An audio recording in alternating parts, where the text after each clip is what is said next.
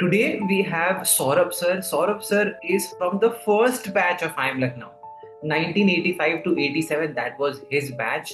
Mine was 32nd. That gives you an alumni and a network that is priceless.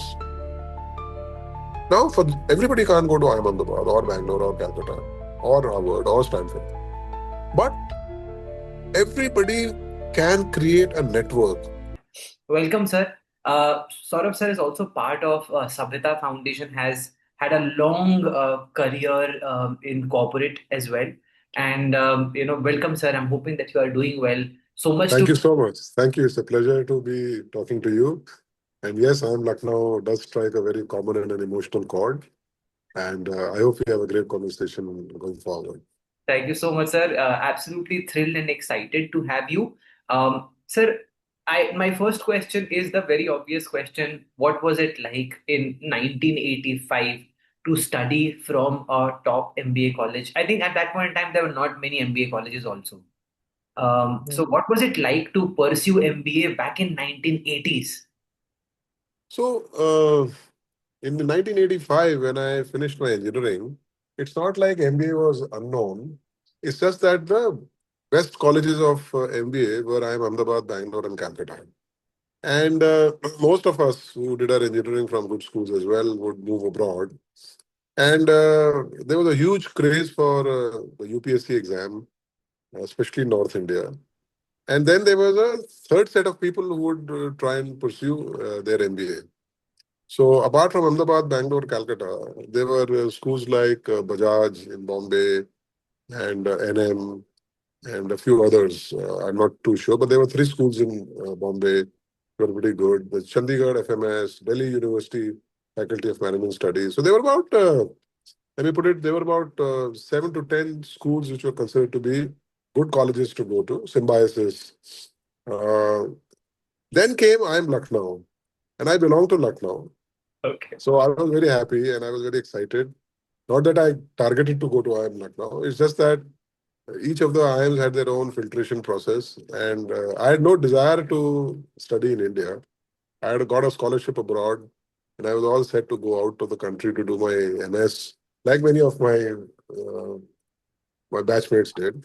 But somehow, I think God had destined something for me, Right. and I got a call from IIM Lucknow, and I kind of made it. Now, to give you a perspective, the batch size of IIM Ahmedabad, Bangalore, Calcutta was 60, 60, 60. Oh, that's it. Just 60.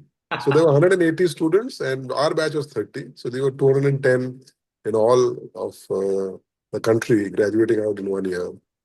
And Right. the number of students that used to apply for the management institutes was about close to 40,000, 35, 40,000 or so. That's the number that I think was the case. So, so it was quite emotional in many ways. It was quite uplifting in many ways. Having said so, when I reached IIM Lucknow, our founder director, Professor Isur Dayal, was also the founding director of IIM Ahmedabad, and he had taught there for many, many years. And he knew how institutions are built. He Right. hired the best faculty that was available. And we were housed in uh, in individual houses. There was no building. The institute got approval only in 84 October. And in 85 June, in about 8 months, 9 months, the hiring was done. The rental of the hostels was done. The kitchen, food, mess, academics, academic block, everything in. So the team that founded IIM Lucknow in 84 October to 85 June must have worked 36 hours a day to get everything going. But when we went there, shockingly as it would be, it did not give us a sense of the fact that it was a first year of college. Everything was so beautifully and meticulously planned. Right. And that's what I think was my first lesson in management. How do you plan so much in detail and so well and execute it equally? Right. So the strength of planning and the strength of execution First lesson was on 1st of July 2000, sorry, 1985. Long, long time ago. So, sir, I also have known, we also had a podcast with Naveen, sir, Naveen Rao, sir, Yeah, yeah. who's also a colleague to Ranjita ma'am. And Yes, I know him pretty well. We used to live in the same condominium in Gurgaon. yes, and he's also IIM Lucknow, and Yes, he was the first batch to move into the Prabandh Nagar campus, yes, which is the existing IIM Lucknow campus. Sir, yes. what was the campus life like before? I think 93, 94 is when the Prabandh Nagar campus was actually made available to the students. I'm not sure 93, 94, but I think it was 92, 93. Okay, okay, Or maybe. maybe yeah, one of the, because I know a few more of my friends who spent 1 year in the non-campus and 1 year in the campus. Yes, So yes. my sense, I think it was 92, 93. My bad, sir. no, it could be 93, 94 also. Let's not get there. But, for the first 5 years, the batch size was restricted to 60. Right, R was 30, the next one was 30, and then I think it improved to 60.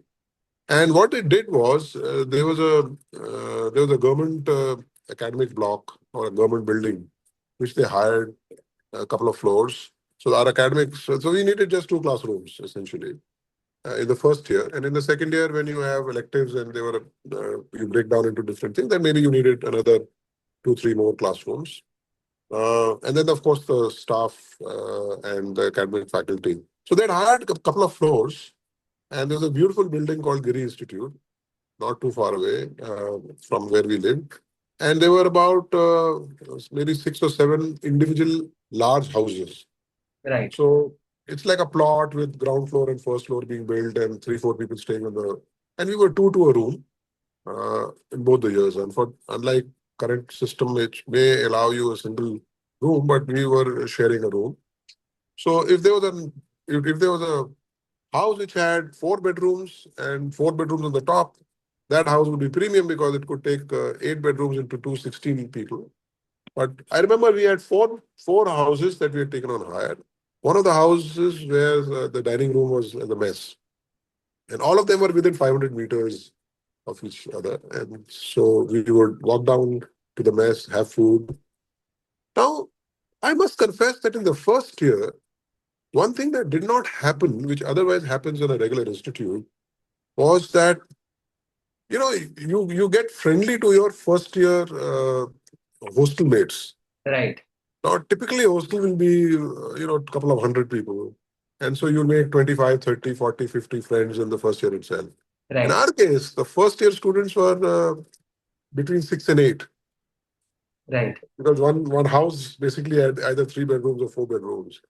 So the batch of 30 got split into 8, 8, 8, 8 kind of a split. better, right, And since the academics were so heavy, and maybe we were pushed hard because we were the first batch, they wanted the students to come out in flying colors during the first year and the summer internship and final placement.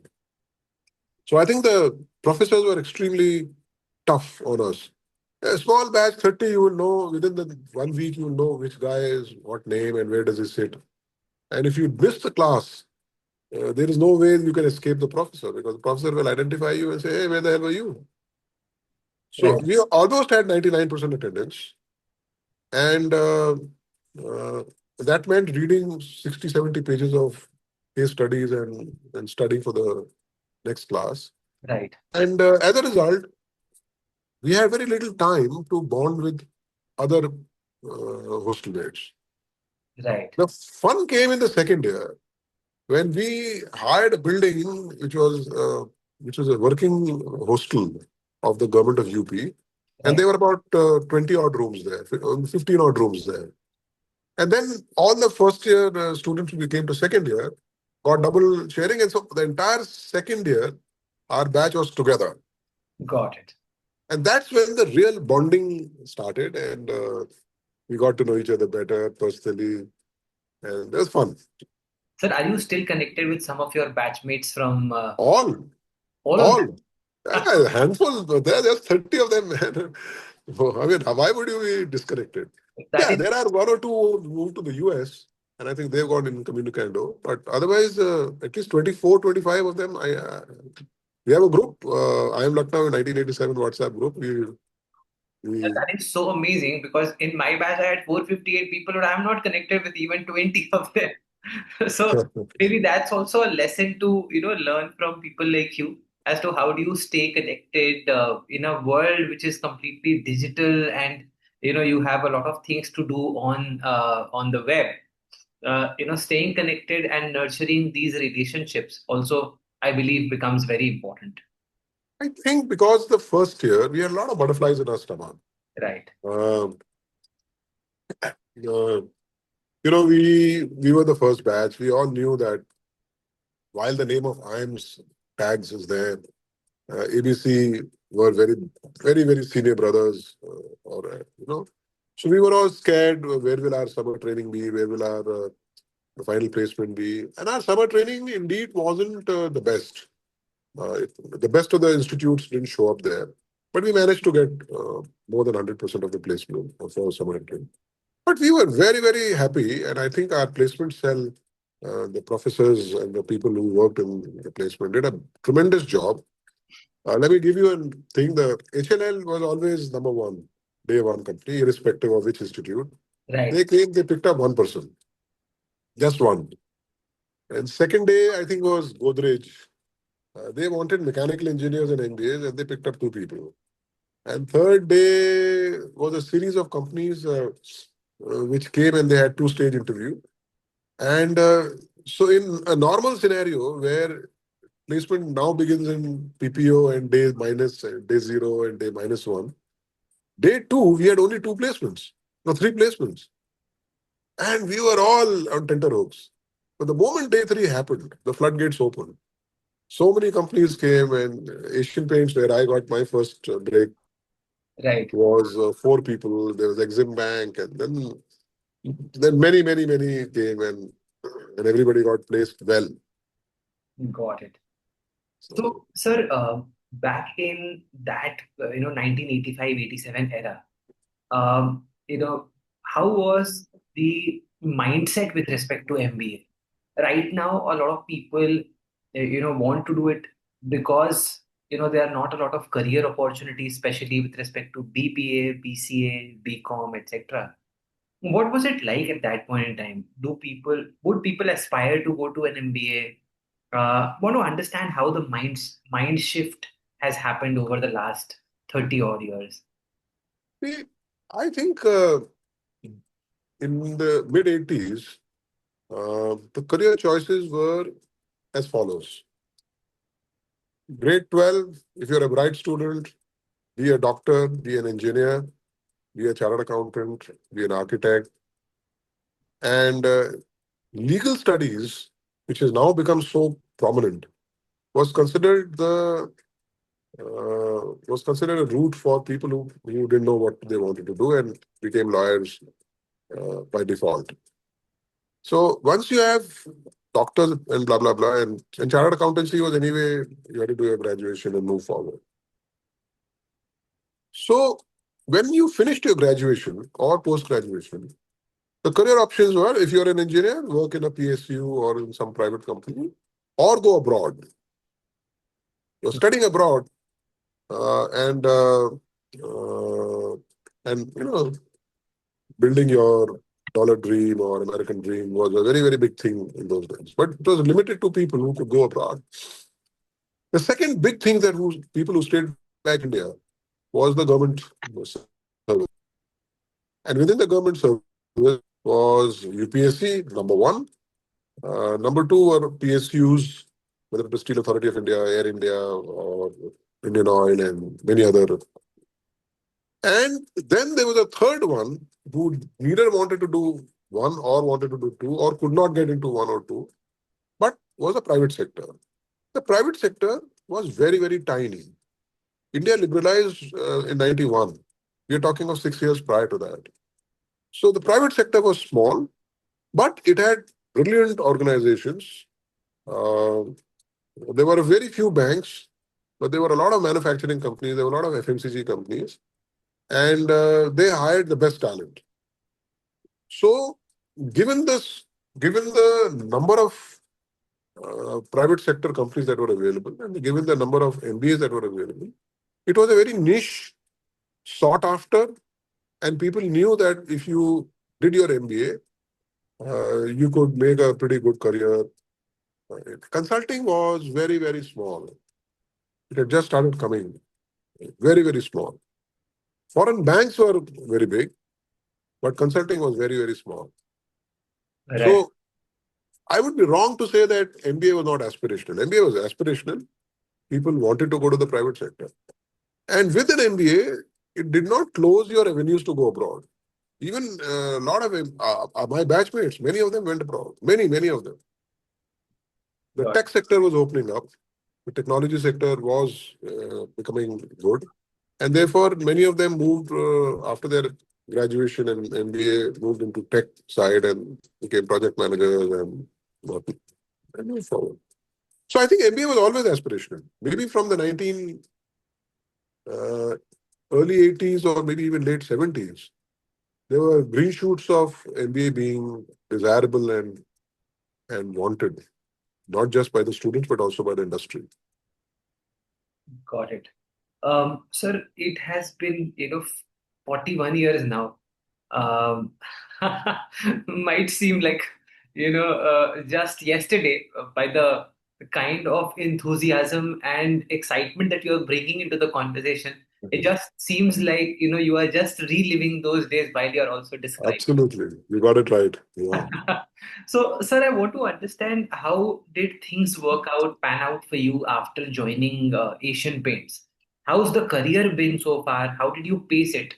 And I would really want everybody listening to this to really take out uh, inputs for their careers also. Many people are confused about how do they pace their careers.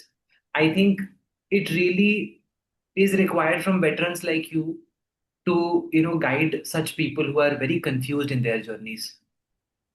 You know what we went through between 87 to, let's say, 2027, which is 40 years, is going to be very different from what the youngsters go through now. It's exactly the same way as a test match 5 day versus the evolution of ODI. And then people said, oh, 1 day is too long. We can't keep staring at the TV for 1 hour, 1 day and keep following the scores. We need a shorter format, and therefore came the T20. And then I think there was also some chat about T10, 10 over cricket or something. So if you were to look at the evolution of how cricket has taken place, organizations, the way people view organizations also has changed. So therefore, what I say may be a little anachronistic, and therefore youngsters like you and many others of your generation, or maybe even a few years earlier or later, may think I'm speaking German or French, which they can't understand. Nonetheless, I'll try and give my views and also try and connect to the generation that is currently in. Irrespective of T20 or 1 day, there is no doubt that class and form comes from Test cricket. So if you don't have your techniques right, you can't play 90 overs into 5 day, 450 over match. And corporate life is not a 100-meter sprint. Corporate life is a 42-kilometer marathon. Now, the good news is that corporate life is now emboldened with entrepreneurship in a very big way, which Right. was not so in our case. It, I'm not saying it was not there, but today, if you look at a technology guy or an MBA or a youngster who's starting with a professional degree in graduation or post graduation, and marry the entrepreneurial spirit or the talent that that person has, they can do wonders. So that is one segment which I have not really worked directly. I've seen people, I've seen a lot of my young junior colleagues break away from the regular 9 to 5 corporate, hierarchical organization to startups, and they've done very, very well. So that's one segment. But for the balance, I would think that a lot of people, their attention span like on a video, 8, 9 minute, 10-minute videos also now become 30-second reel, Right. right? Somehow their attention span in the organization has become small.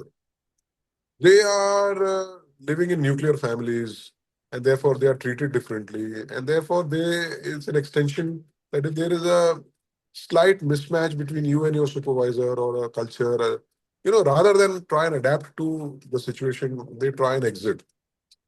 Now, I would advise people that even in a one-day international, you have the first innings and the second innings. I mean, the first innings of you batting and the second innings is when the opponent is batting. And if you didn't do too well, you had the opportunity to uh, do well in the second innings by different means. But if your batsman failed, then in your second innings, it's your bowlers who have to win you the match. Right. But if your batsman scored a good number, let's say 300 plus, it gives the bowlers a little easier chance to win the match. And therefore, they could make a few mistakes. Similarly, in corporate life, I would divide the corporate life into two halves, the first half and the second half. Now, for some, the first half would be 15 years. For the some, it would be 17, 18 years, depending on the age at which come and you retire. But let me put it like 20, 20 years or so. So it's like a T20 in each format. What you do in your first T20 matters very, very significantly in what you do in the second T20. And for those who are in their first 20 years of life, they need to understand what are the ingredients of success from the 21st year to the 40th year of work life. And if you identify that pretty early on, then you can work to build yourself, your career, your choices of assignments, your choices of skills that you've developed in such a manner that not only do you remain relevant from the 21st year to the 40th year, but you rise steadily and grasp opportunities that come by. Now, let me put it this way.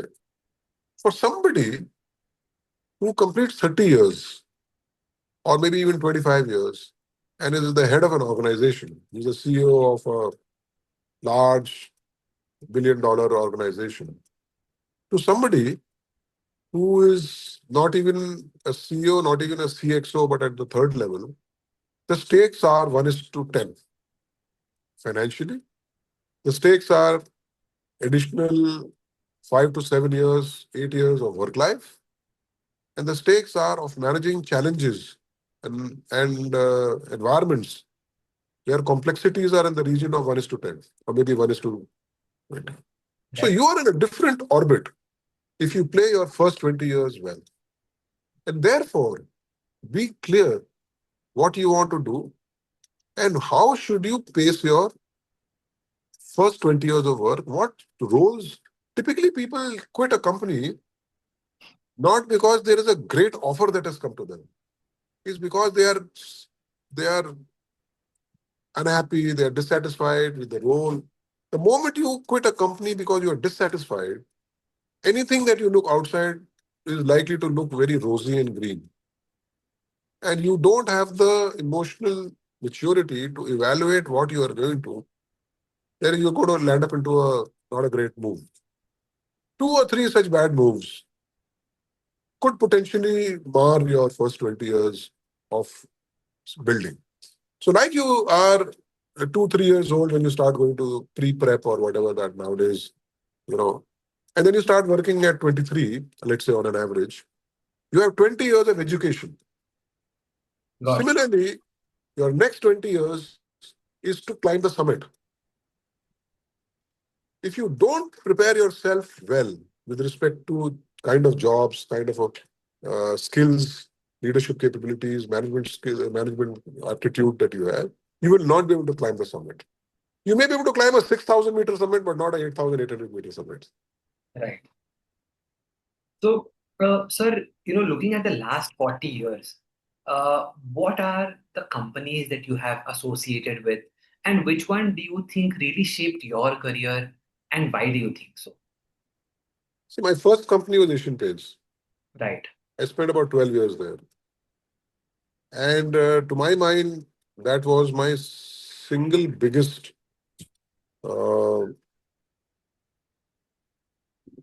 single biggest success in terms of learning and knowing what a blue-blooded organization can be.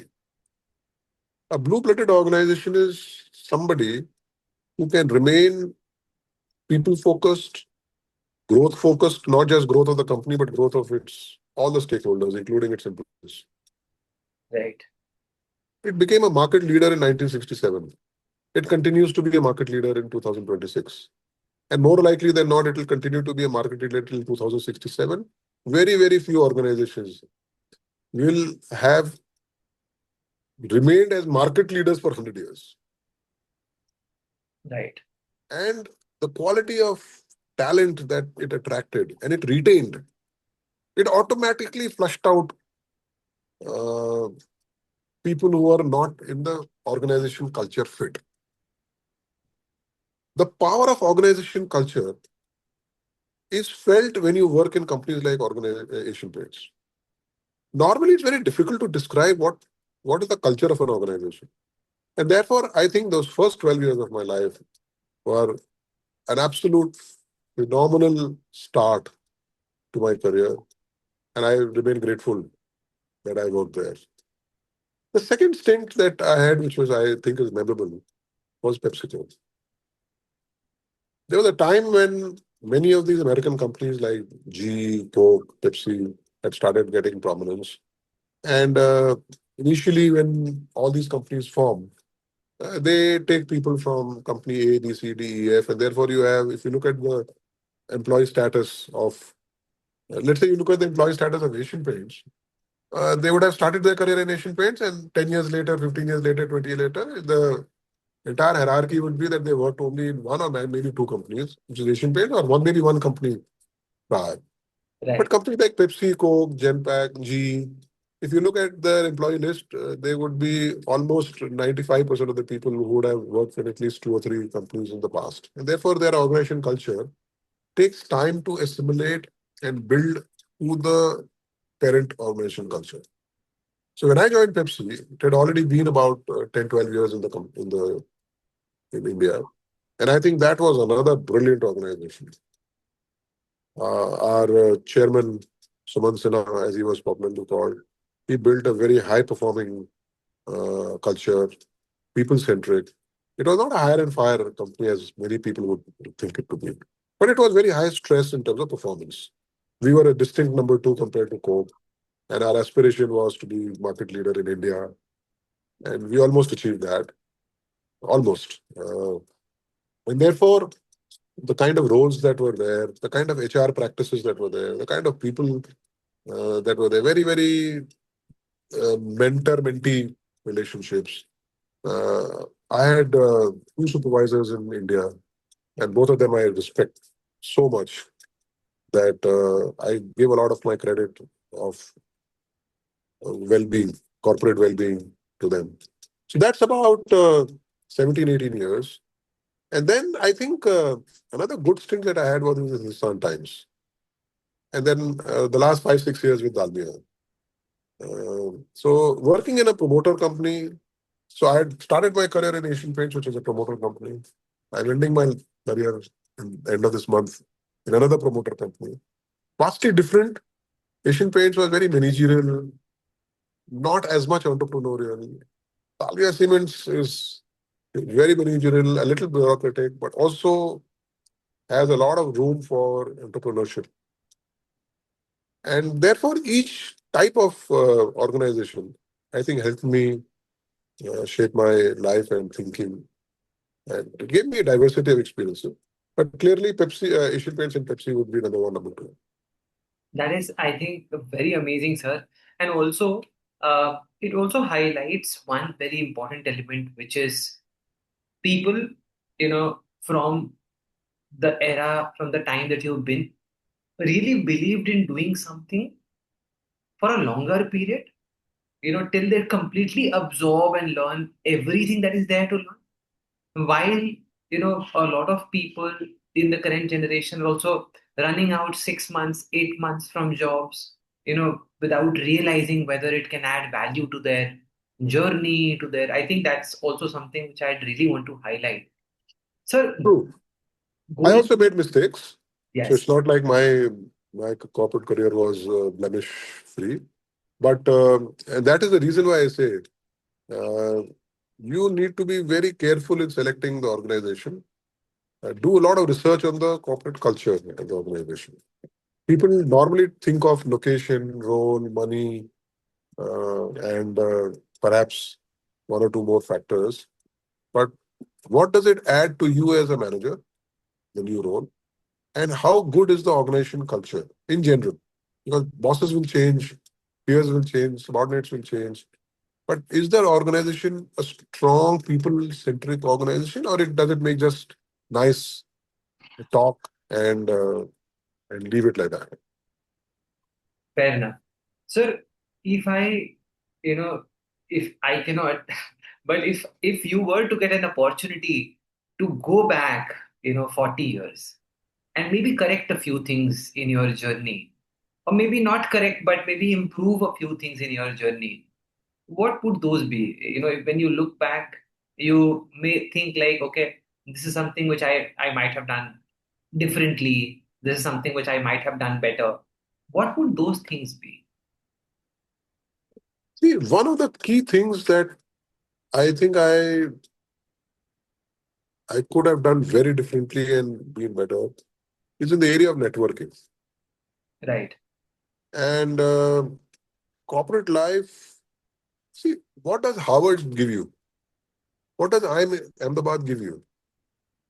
It gives you a great academic rigor and the ability to think and analyze things differently. But the most important thing, in my view, is corporate social network. And when creating a network means there has to be a connect. You need to engage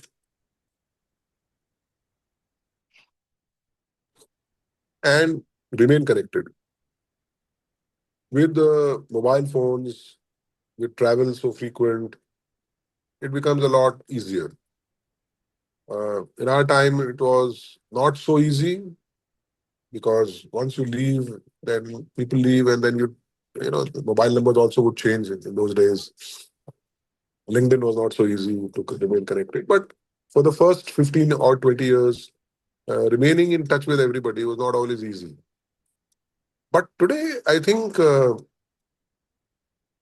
if I have to look for a job, who do I seek feedback from? Do I seek feedback from my batchmates? Do I seek feedback from my colleagues? Do I seek feedback from my organization supervisor? Or do I seek feedback from some place who I had supervisors whom I can rely on? How do I know that I'm going right? How and today the concept of executive coach has become pretty vast. In the earlier days, there were free executive coaches available. There were half a dozen of my supervisors, assuming I remained in touch with them all through. I could have had 6 or 7 executive coaches in my life, free. So that is the power of a network that you build, which I think I could have done better. And I think and when I say network is not just about high and low. Network is about serious discussion on career progression, management skill development, on what is right, what is wrong, how do they feel. And there is no one right, no wrong, one wrong. Even the coach will give you their perspective. Ultimately, you have to take their perspective and apply it to yourself. Right. So the second thing I think is, if you have a capital of a certain amount, the return that you get is finite. But if you keep building the capital and growing the capital, your returns can grow. Similarly is your intellectual capital. If your intellectual capital is stops after you finish your B school and grows only through your job, then it will grow at a certain rate. But my sense is that if your growth rate of career progression is faster than the growth rate of your intellectual capital that you build, you will at some stage falter. And therefore, consciously reading, building books, knowing newer trends, newer theories, newer examples is very critical. Most of us got caught in the 9 to 9, or earlier it used to be 9 to 5, but I'm now calling it 9 to 9 Right. trap. And we don't read as much. We do read, most of us do. But the question is, do we read as much or not? Do we keep abreast? You have to pay money at times to go and attend a seminar. It may not be possible that the organization will sponsor everything. Right. So investing in your own self is critical. So Fair these enough. are the two things that I feel, and especially now when the generation which is coming in, the pace of change has accelerated so rapidly that I think every one of the youngsters who graduates out must reflect back every 3, 4, 5 years, take a week off. And when you say week off, just don't branch off to some holiday destination, but think of a certain course, think of reading, think of trying to acquire certain skills and reflecting upon yourself as to what is the intellectual capital that you've built over the last few years. Understood. Sir, while I'm having so much fun having the conversation with you, what I do is I would, sort of put a pause because, we've also promised, to only take a limited amount of your time. But I could, sit down for, days with you, the kind of conversation I'm just getting started and, also getting stimulated by the thoughts that you are sharing. And I'm also reflecting on the mistakes that I am doing now I went to IIM Lucknow 10 years back, exactly 10 years back. And then also reflecting some of the good things that I am doing while I'm listening to you and some of the not so good things that I would want to improve after listening to you, which is absolutely gold. Sir, it is absolute amazing conversation. And I would really love to have more such conversations Sure, and block more of your time my in pleasure. future. Always available. Thank you so much for having this, lovely, insightful session, Saurabh sir. And Thank you so much. Bye. I'm pretty sure, I think we have been inviting professors, industry leaders, on our channel, but this is definitely something which really stands out for me personally as well. So thank you Thank you so so much much. for I'm your time. glad.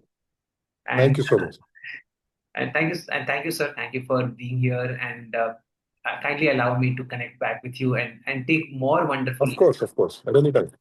Thank you so Anytime. much. Thank you. Thank you so much, Saurabh sir. Thank you. My pleasure. Goodbye. Bye, everybody. I'm hoping that you enjoyed listening to Saurabh sir. Do follow his inputs. I do not believe there can be people who are, more experienced and insightful. Do try to inculcate so that it helps you in your journey as well. Thank you so much. Follow MBA Litmus for more. God bless and bye bye. Goodbye. Bye bye.